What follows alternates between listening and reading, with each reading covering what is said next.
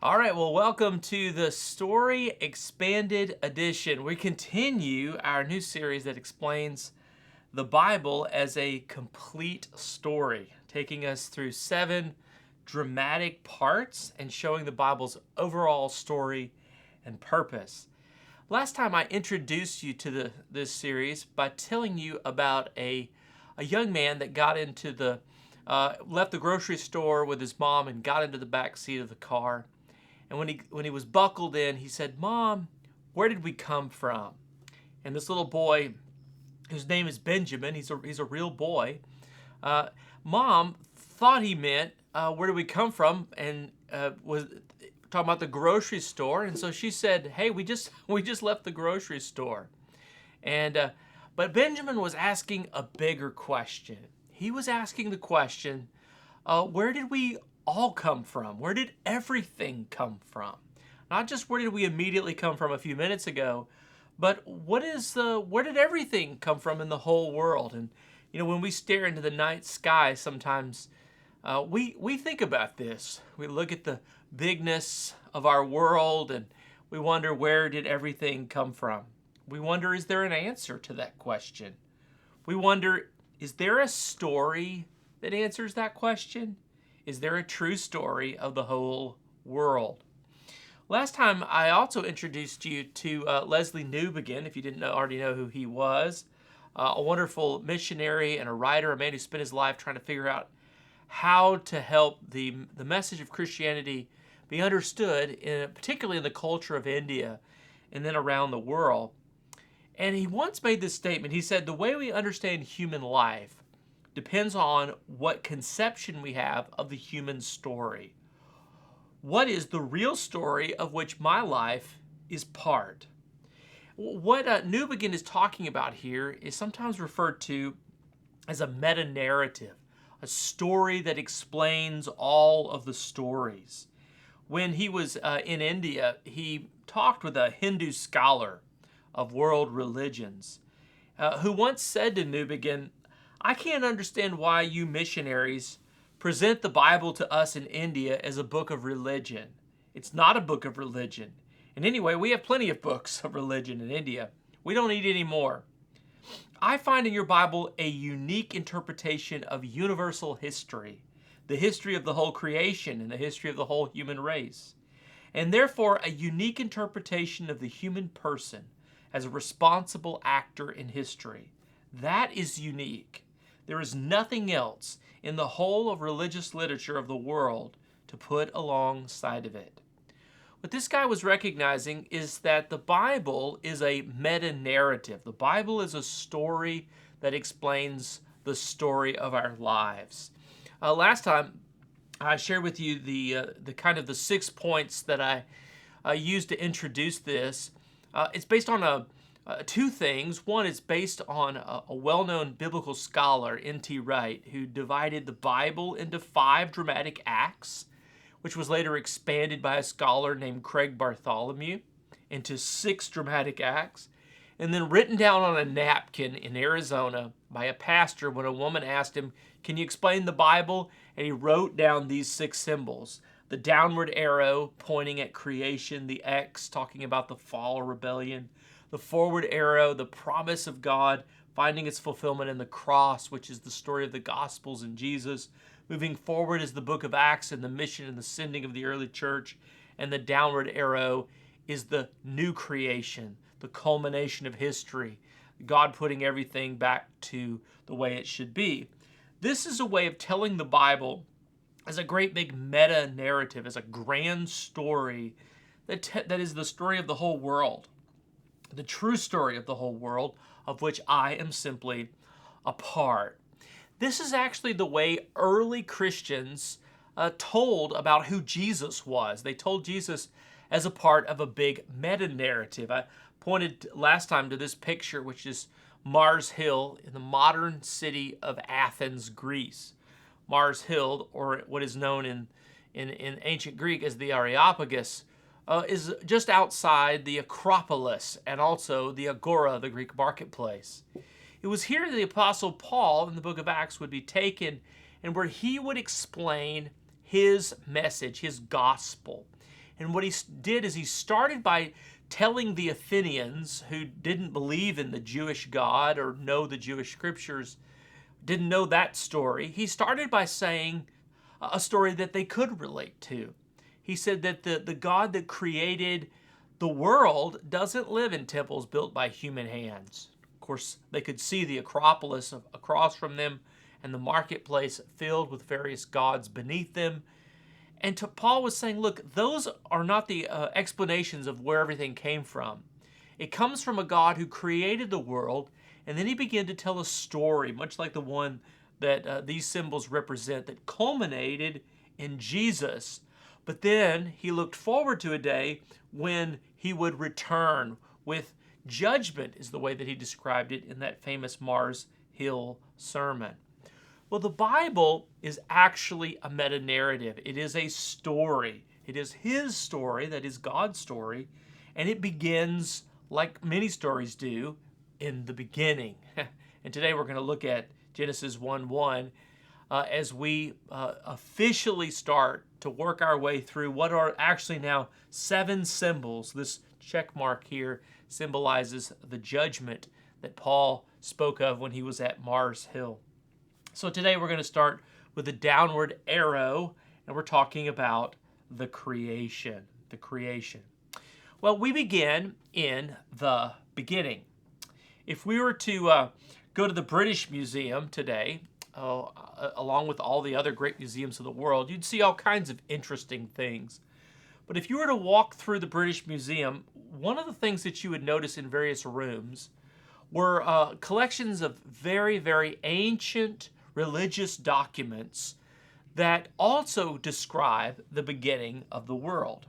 I want to show you a few examples of them.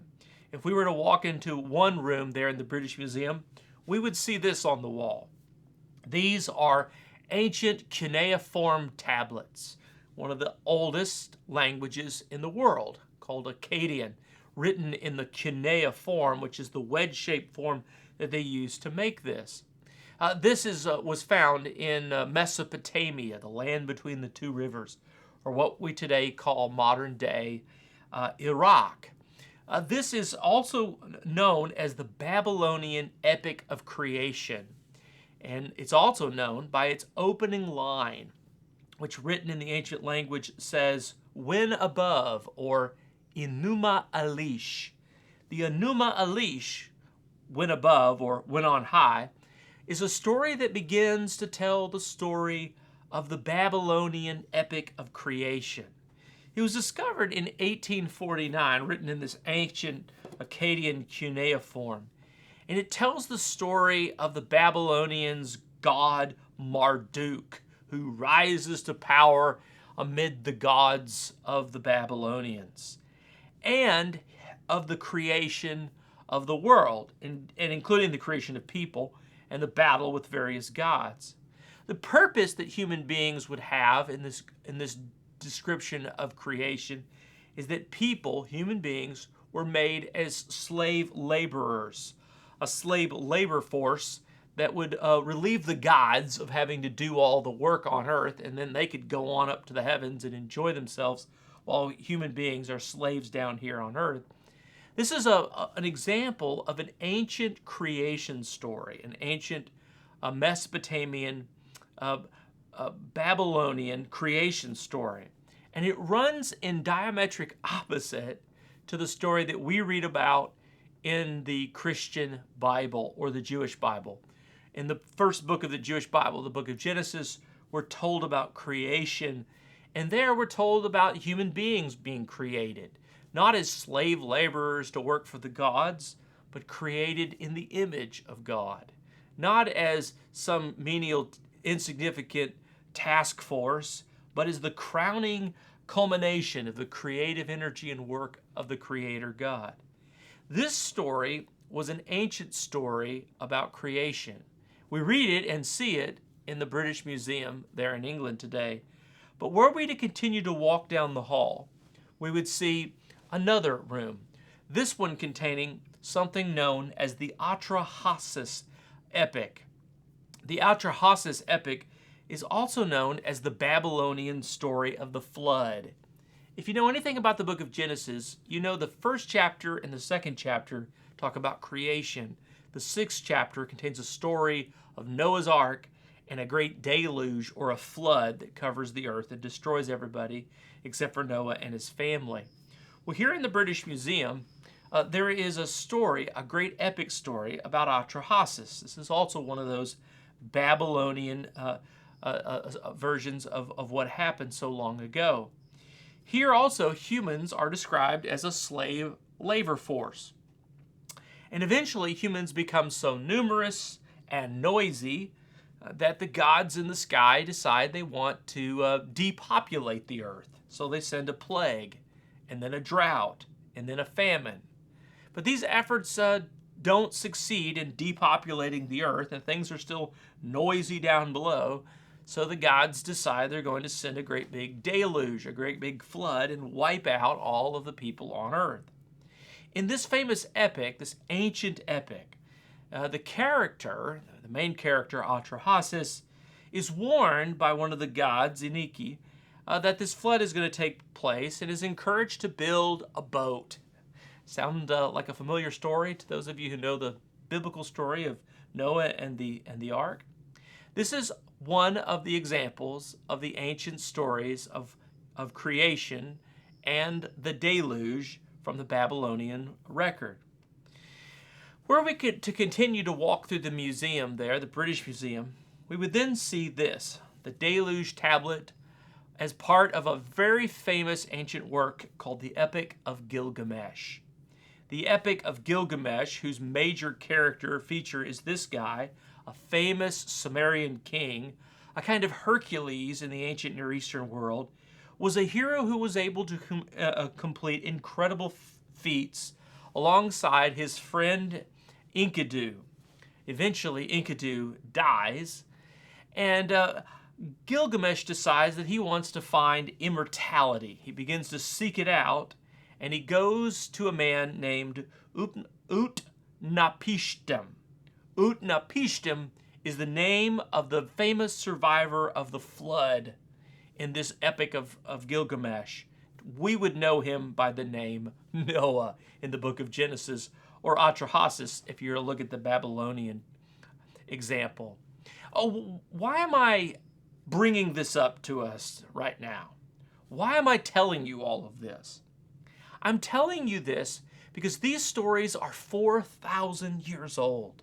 They are older than any recording that we have of the Bible, and they had been in existence for centuries when the biblical stories and the events described in the Bible were written down by the main biblical characters. I'm saying this to you because the biblical writers, the ones who wrote our Old Testament and then later our New Testament, they knew these stories. The Bible was actually written in the midst of a world of competing meta-narratives. Different people were arguing, this is how the world came about. This is where we came from. This is who we are. And the biblical story was written in the midst of all of that, as if to say, oh, no, don't believe those stories. Let me tell you the true story of the whole world. The meta-narrative, the grand story that talks about where we really came from, who God really is, and what life is really all about.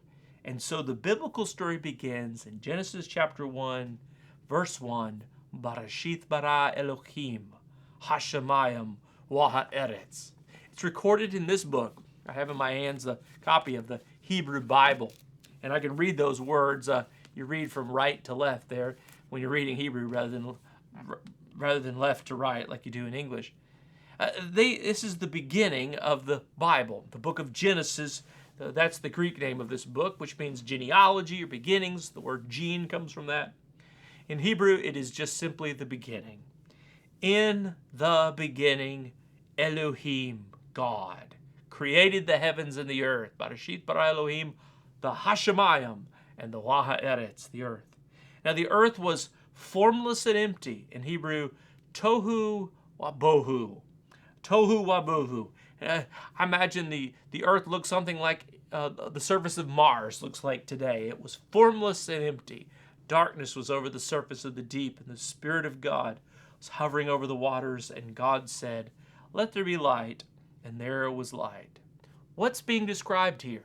A story, the beginning of a story.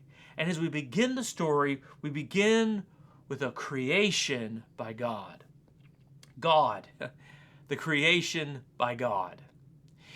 If we were to put ourselves back in the back seat with Benjamin, who was asking the question to his mom, where did we come from? This Bible, this story in Genesis is the answer to that question, where did we come from? We came from God. He created us. It gives us what you might call a theological answer to this question, that God, or in Hebrew, Elohim, made us. The name Elohim for God was a common name in the ancient world for the gods. And later in this chapter, or actually in the next chapter in the book of Genesis, chapter 2, we're told this God has a specific name. He's not just called God, like generically a God, but he is known by a very important name, Yahweh. Yahweh was the name that God revealed to Moses on the mountain later in the Bible, in the book of Exodus chapter 3. God will appear to him in a burning bush and say, I am that I am. I'm Yahweh. I'm the God that was and is and forever will be. I'm the personal God that created and made the world. The book of Genesis is telling us in the midst of a world of competing stories, of competing gods, about who made the world and how it got made. Some said Marduk, others said all these other gods and goddesses. The Bible is saying that Yahweh, the one true God of Israel, is the one who made the world. It's also answering not only a theological question, but a philosophical question. Philosophers, since the beginning of time, have stared into the night sky and asked, where did all this stuff come from? How did it all get here? Well, the Bible's answer to that in this meta-narrative of Genesis is that God created it, Hebrew, bara. It's also not only answering a theological and philosophical question, it's answering a religious question. Religions abound in our world today. There are various traditions of religion, Western and Eastern. Most of the Western religions like Judaism and Christianity, Islam, share a similar view of God and the world. But many of the Eastern religions, ancient religions of the East, of Asia and so on, have a different understanding of who God is and how God works. Their view of God is very similar to what is sometimes called pantheism or panentheism. If you want an image of this to kind of help you, basic theism, Judaism, Christianity, Islam, believe there is God and then there is the universe. God made the universe is separate from God. But in pantheism and panentheism, the lines are blurred between them. Pantheism believes that all is God, and panentheism believes God is greater than the universe, or else the universe is simply a manifestation of God. It's just another way of saying, well, God is that tree, or God is that bush, or God is that thing over there. But the Bible story is saying, oh, no. God's not that tree. God's not that river. God's not that rock. God is the one who created all that, and he's separate and different, and he's apart from it. He is the creator God. Why does that matter? Well, because now in this century of our lives, in the last 100+ years, those of us who are the heirs of modernity and the scientific mind have come to be taught again and again that the world is really just nothing more than the physical, material stuff that it's made of. That there really isn't a God, and that everything is just the stuff that we see. This idea is sometimes referred to under the title scientific materialism. It basically says everything is this physical universe. There is no God. It's all there is physical stuff. And so scientists who sometimes believe this and explore this question to its logical conclusion then study the universe, the cosmos, and they say, well, where did everything come from? Well, even in cosmology, there is a theory that everything came from a big bang. A big bang happened 14, 15, or however many billion years ago scientists think today. The universe has its origin. And yet, even the youngest child would ask this question. What happened before the Big Bang? What came before that? There is a nagging question inside of all of our minds. Where did all of this actually come from? And the scientific materialism, reducing the universe to just physical stuff, does not satisfy that question for us. We still want to know, why is there something and not nothing? In the last few decades, the world has entered into a period that has shifted away from this scientific materialism in the age of reason, in the age of modernity, into what has become called post-modernity. Post-modernity is the anti-story story. They don't believe in a meta-narrative. They don't believe that there's a story that explains the purpose of life. They believe, in a sense, that life has no purpose at all. There is no meaning to anything that there is in life. To all these stories, Eastern stories and other cultures and other religions, to other narratives of how the world came about, I like the story we read about in the Bible, the story we read about in Genesis. One of my friends, Dr. Preben Vong, is the director of ministry, is the director of ministry program, the doctoral ministry program at Truett Seminary at Baylor. Preben is the son of a pastor, and he grew up in Denmark. He grew up in a culture where there were very few Christians. He told me in his school he was the only Christian that he knew growing up. In his church, there were only a few Christians there that were left. And he told me that as his life progressed, eventually he would become a pastor and become a scholar and a writer and a great thinker. That as he interacts with people of other religions and faiths, he says, I no longer argue with them about their religion or their beliefs. I just talk to them about their story, and I tell them my story. When I hear their story, I'll say to them this: I like my story better. The story of the one true God, the story of the whole world, the true story of the whole world, is also a better story to live out than all the other stories. Genesis, Barashith bara, in the beginning, God created the heavens and the earth. This is the story that begins by telling us that God is the creator. It's a creation by God, but it is also answering another question. It is telling us that it is a creation with purpose. It's answering the question that Benjamin wants to know, where did we come from? But it's also asking a question that all of us want to know. Why does it exist at all? Why is there a world? Why is there something and not nothing? Why do we exist? Why does everything exist? Well, the Genesis story tells us that everything we see, everything that we visibly experience throughout all of our lives, has a purpose. And that purpose originates with the Creator himself. In Genesis, in the beginning, God created the heavens and the earth. Why does it exist?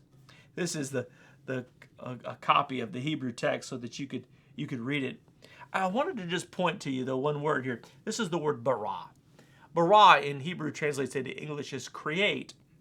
A lot of times we get in a theological debate with someone and say, well, what was it created out of? Was it created out of absolutely nothing? Or was it created out of something? Creation out of nothing is known in Latin as creatio ex nihilo. Easy for me to say. It is the idea that things were made out of nothing, that God literally created everything and then made things out of the things that he created. Another way to read the word bara has to do with the ordering of things. That is to say that there was a world there was a sense of things that existed, but they were just chaotic and dark and meaningless, and there was no order or purpose to any of them, and that God took the material things that were already in place and he simply arranged them in a meaningful and intelligent way. I don't want to debate the meaning of the word bara. Does it describe God creating things out of nothing or creating things out of something? To me, it's not really what's important. What is important is that when God did create things, he created them in an incredibly intelligent and meaningful way. We might use the language today of engineering.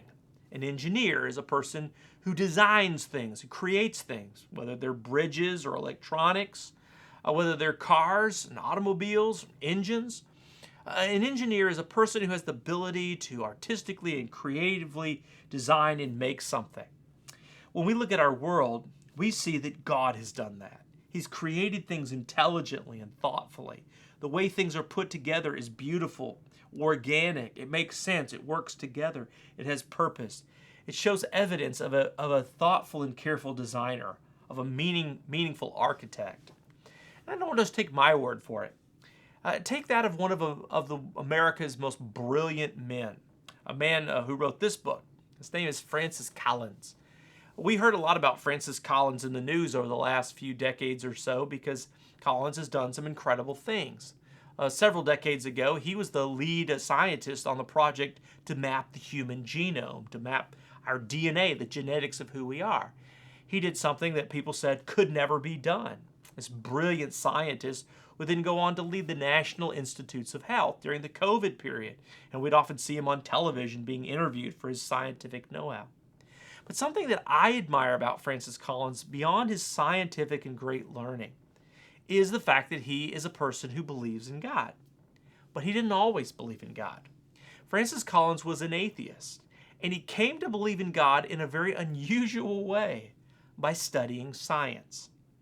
As he discovered through his scientific research, various things in the most complicated parts of our universe, whether in the micro universe of the human cell, the human body, or in the macro universe of space and time, Francis Collins increasingly became convinced that the universe shows evidence of a designer. He would call it the language of God. And he would become completely convinced that there is no alternative explanation for what we see in our world other than the fact that there actually is a God who created it. I'm convinced that Collins is right. I think that the argument that he's making is absolutely and irrefutably true. It's also something that the Bible specifically spells out. For example, one of the great songs of the Old Testament in the book of Psalms, Psalm 19 says that the heavens declare the glory of God, and the skies proclaim the work of his hands. I imagine the psalmist looking up into the night sky, pondering the universe and saying, wow, God put all of this beautiful world in its place. But God didn't just engineer it like you would engineer a car engine. God engineered it not just to be purposeful or have good utility or to function correctly. When we look at God's creation, we also see that it was created beautifully and artistically. Have you ever noticed the world doesn't just run functionally, it runs beautifully? When we look at nature, the skies and the forests, the mountains, we look at the rivers, the streams, we look deep inside of the microscope and far away through the telescope, what we always seem to find ourselves saying is, wow, look how beautiful, look how mesmerizing, look how amazing this world actually is. That's because God didn't just create it, he created it with purpose, with beauty. Not like just a car engine, but like a sculpture. If you had a car engine, you wouldn't want to bring it into your living room. You want it in your car. It has function and purpose. It was engineered. But God didn't just engineer the universe. He created artistically and beautifully and thoughtfully. And therefore, when we look at the heavens, we not only see an ordered universe, but one that is beautiful. Now, when we ask the question, where did we come from? We said we were created by God, and Genesis tells that story. When we ask the other question, why does it all exist? We're told that it was created with purpose.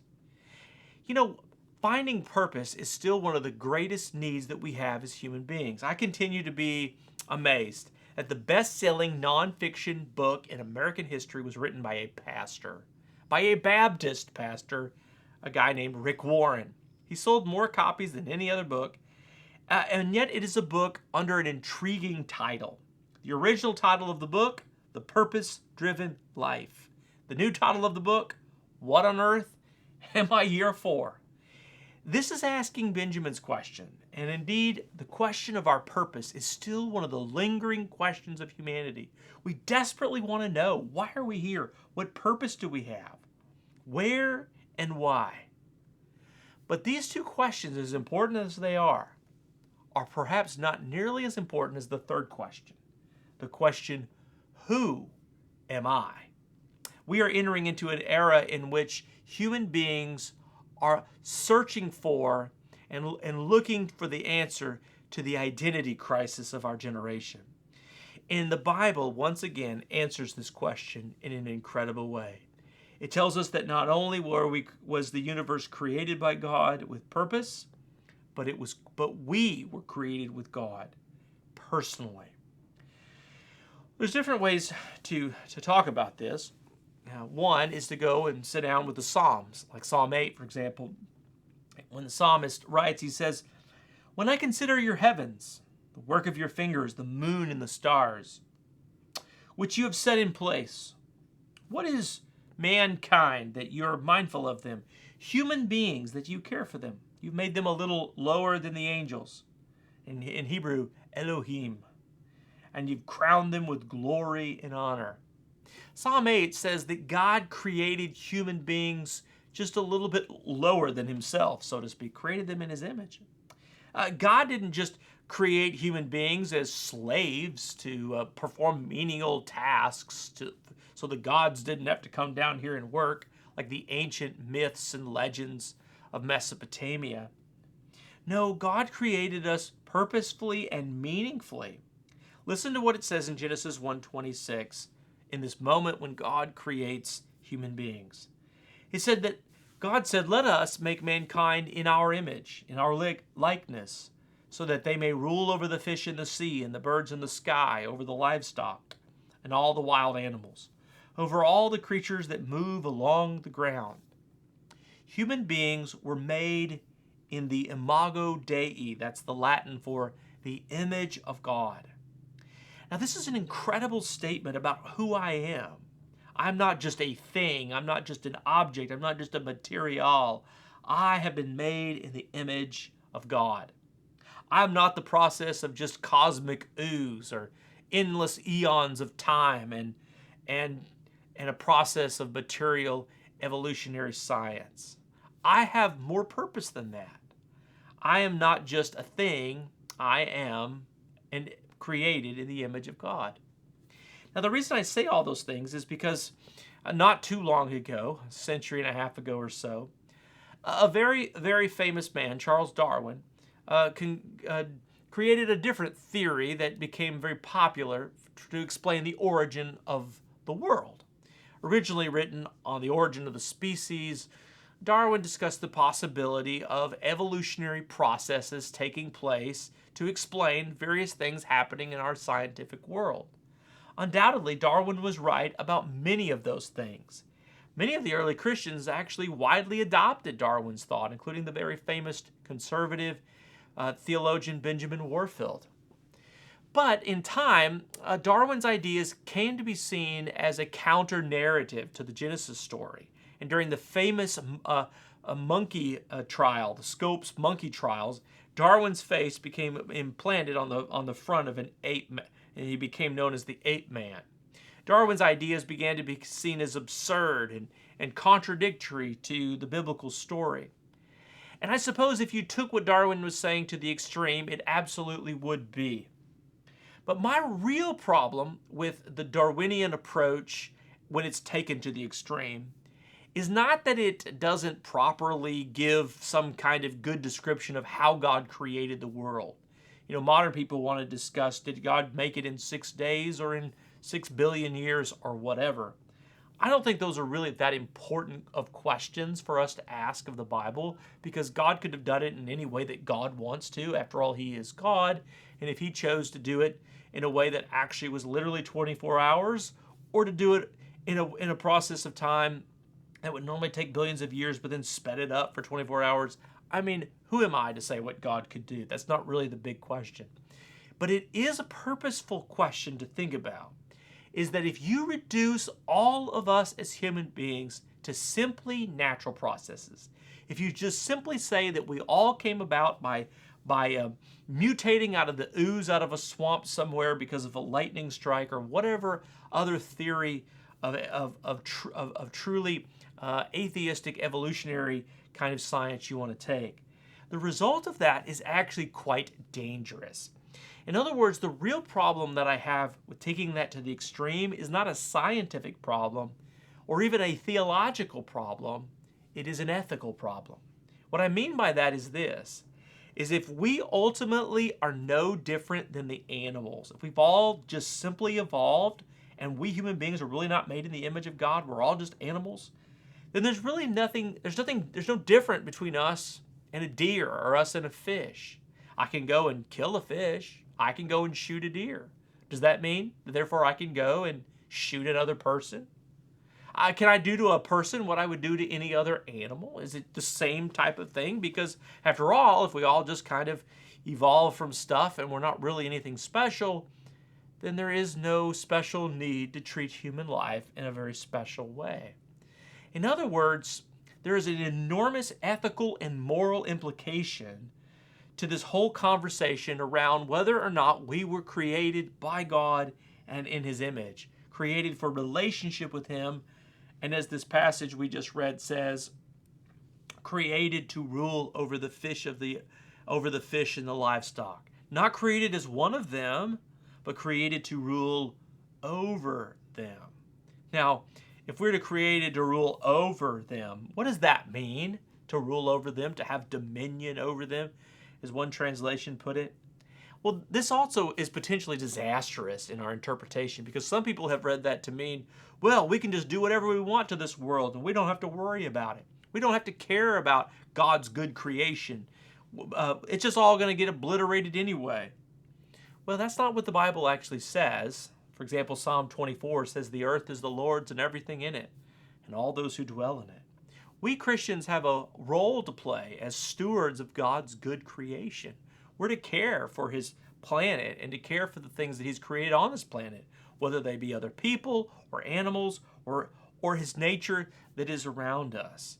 There's a danger here if we do not understand the biblical story correctly, that we can mishandle the things that God has created.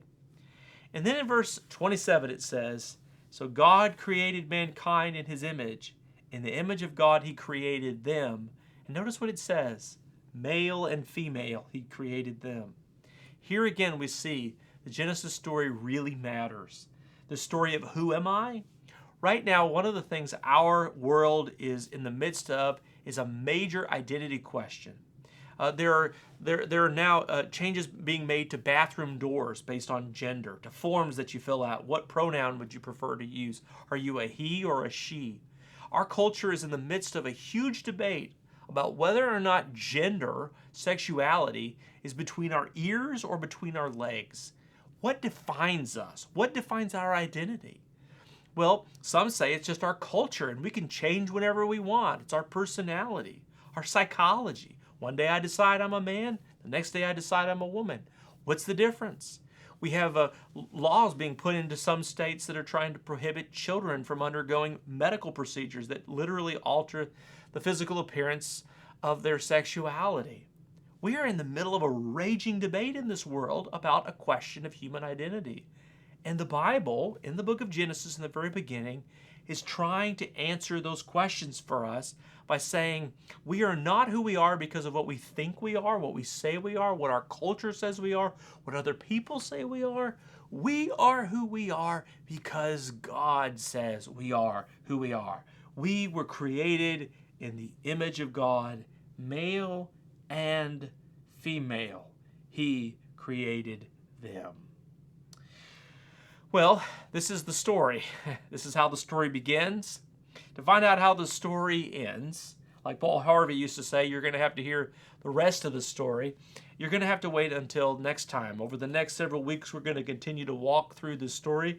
Today we began with creation. Next time we're going to look at the great fall. If you want to see the schedule in printed form, these are the dates and you can follow along, and we'll see you next time.